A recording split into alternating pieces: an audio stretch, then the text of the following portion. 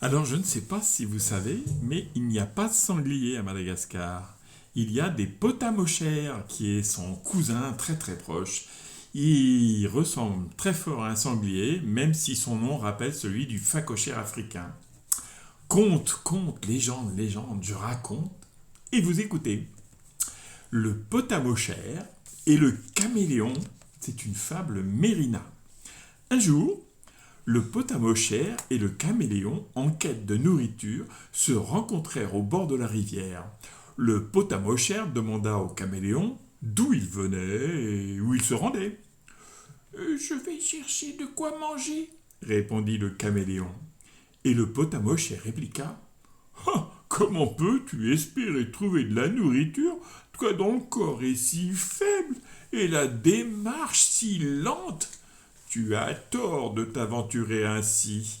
N'as-tu pas peur de rencontrer un gros animal comme moi et d'être écrasé par l'un de mes sabots?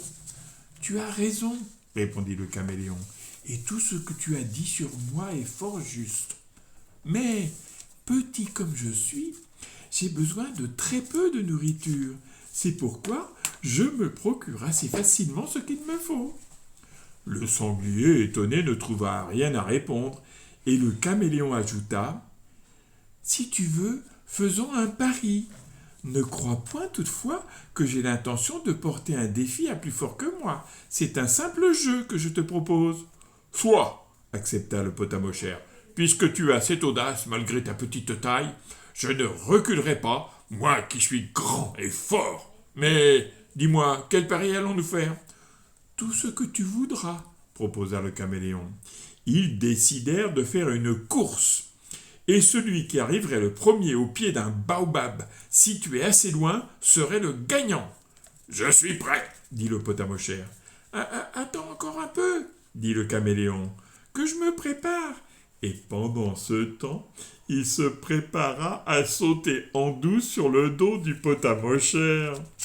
Lorsqu'il eut trouvé une place favorable, il s'écria « Allons-y maintenant !»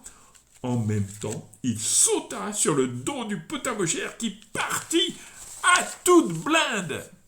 Quand il fut près de l'arrivée, le caméléon se laissa tomber dans l'herbe et arriva le premier.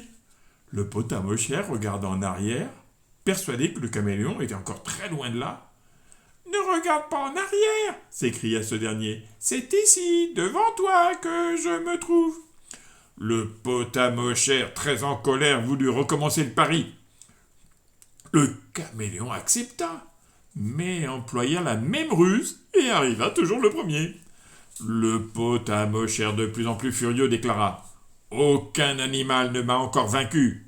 Pour me venger, je vais te dévorer. » « Oh, quelle trahison !»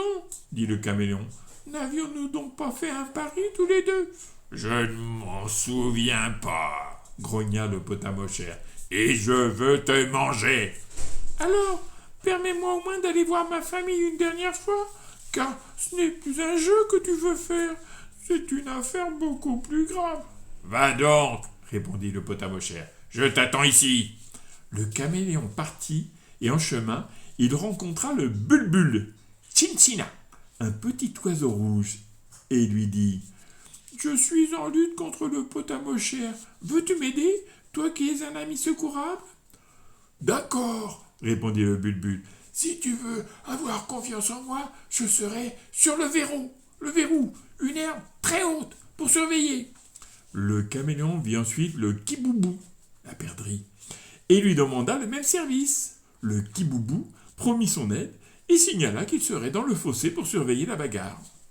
Le caméléon rencontra plein d'amis, le sourouitra, l'alouette, le paplika, la caille, et la chauna, la grenouille. À tous, il demanda la même chose, et il obtint la même réponse. Pendant ce temps, le potamochère s'impatienta, et au lieu d'attendre son ennemi, il se mit à sa recherche. En chemin, il croisa le boulboul, qui cria « Iti, iti, attention, le voici, le voilà !» Le potamochère crut entendre une voix humaine et passa outre sans le remarquer. Mais, un peu plus loin, Le paprika l'aperçut et lança